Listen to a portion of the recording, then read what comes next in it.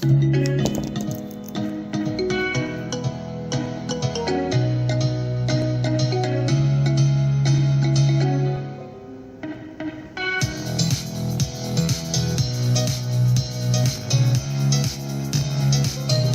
evening, good evening. Bonsoir, buenas noches, buenas noches to investors in North and South America.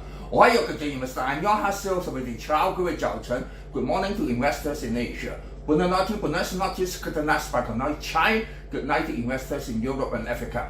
I'm Daniel Ye speaking from Hong Kong. It's 23rd October here and 22nd in Wall Street. This week, I will have three main points to talk about. Number one, fear and greed index. Number two, Chicago target rate. Number three, head and shoulders of the market, and stock recommendations will be a review of the Magnificent Seven. Subscribe, like, and share. Remember to click the bell, please. Watch our playlist again so as to grasp the continuous trend of the market and refresh your mind. On page 2 of my daily report, the US Stock Express, the fear and greed index is quoted every day, but basically it is divided into 5 categories, which are extreme fear, neutral greed, and extreme greed.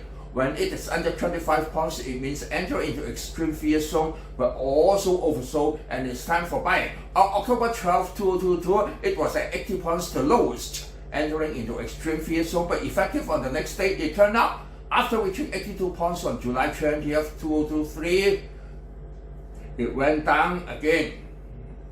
On October 4th, 2023, it reached 70 points, which was the lowest point of the past year, and up again till now. Last Friday, it was at 26 points.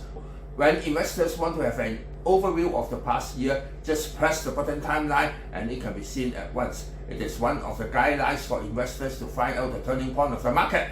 The fear and greed index is a compilation of 7 different indicators that measure some aspects of stock market behavior. They are number one, market momentum, which is made up of S&P 500 and its 125-day moving average, and now is at the status of fear. Number 2, stock price strength, which is the net new 50-week highs and lows on the MISE, and now is in extreme fear. Number 3, stock price breadth, which is made up by the McLean Summitation Index, which is a view of longer term, now is in extreme fear. Number 4, put and call options. It is a 5-day average of put-call ratio, now is in fear. Number 5, market volatility. It is the VIX and 50-day average, now is in extreme fear. Number 6, safe haven demand is the difference in 20-day stock and bonds returns, now it is in fear.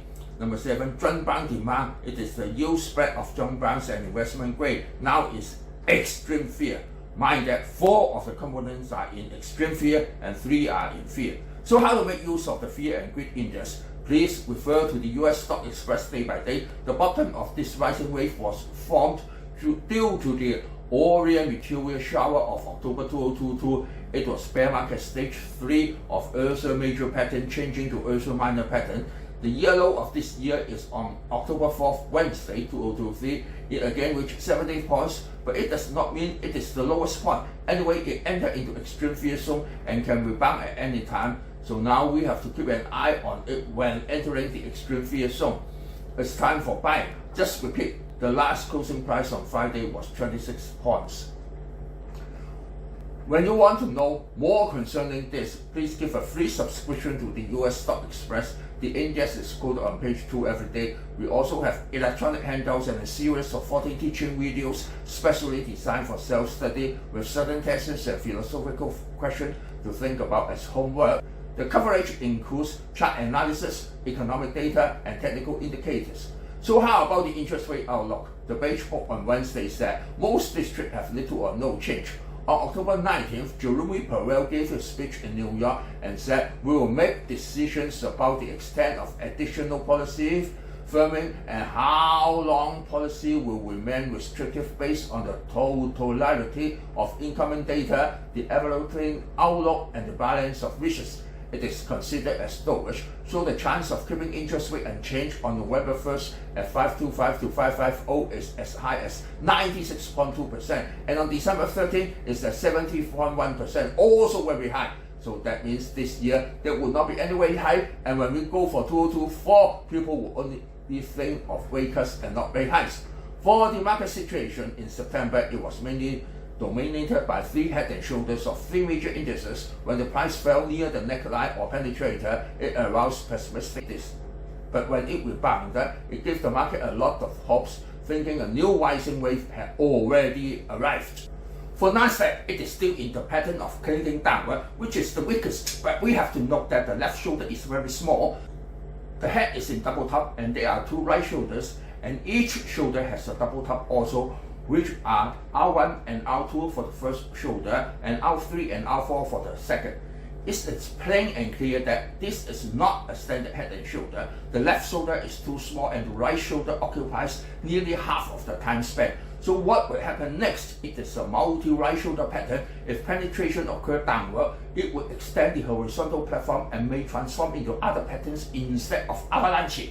For S&P, it is in the standard head and shoulder platform where the neckline runs horizontally. Penetration occurred, but the rebound could not refill the jumping gap and was still under the 100 SMA and 50 SMA. The second penetration is in form of three back clouds, but mind that it may form a double bottom. Even if not, there are ranging zones underneath and support is so near with the 250 SMA that denotes the fall would not be so fast. DJIA is the strongest among the three major indices, for it is clinging upward, which means buying power is stronger than selling power. But even though the price is now under all five average lines, it is in the middle of a range of the whole year. Great support is near every day. When it clings upward, that means every falling would meet with a lot of support. So even if it is under all five major average lines, it is still in horizontal platform. So what would the future market be?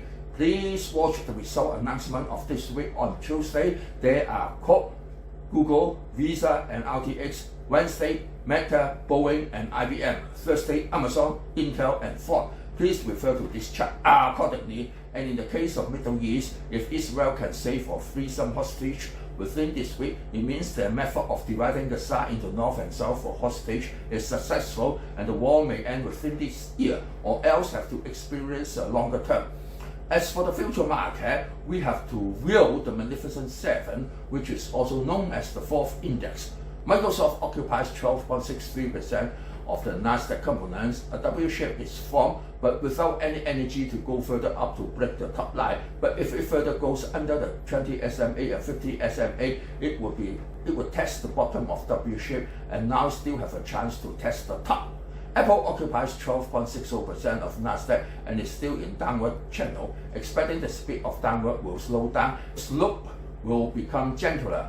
Google occupies 7.44%. The position is trying to break a record high but fail. May try it later. The upward channel is so complete that it is still above four major average lines of 250, 150, and 20 SMA. Amazon occupies 6.31% of Nasdaq. The pattern is developing into a new pattern and can be said as incomplete or diverted or variation of head and shoulders. For it can be seen there are two neck lines. So again, if penetration comes, it will develop into a multi-right shoulder pattern instead of avalanche. It was unable to refill the jumping gap and under four major average lines and just above the year line of 250 SMA. NVDA occupies 5.29%. Mind that even a head and shoulder is formed, it is incomplete, for the starting point of the right shoulder cannot meet the neck line. So it is not a firm pattern, not standard enough to calculate the minimum falling span. Please mind that Jensen Huang is elected as the most welcome CEO with a supportive weight of 96%. Even Tim Cook of Apple is only in fourth place of 83%. The session of A800 and 800 is a blow, even though the demand for high-end chips is quite great. Meta occupies 3.68% of Nasdaq. It just tested the double top, even cannot have a breakthrough.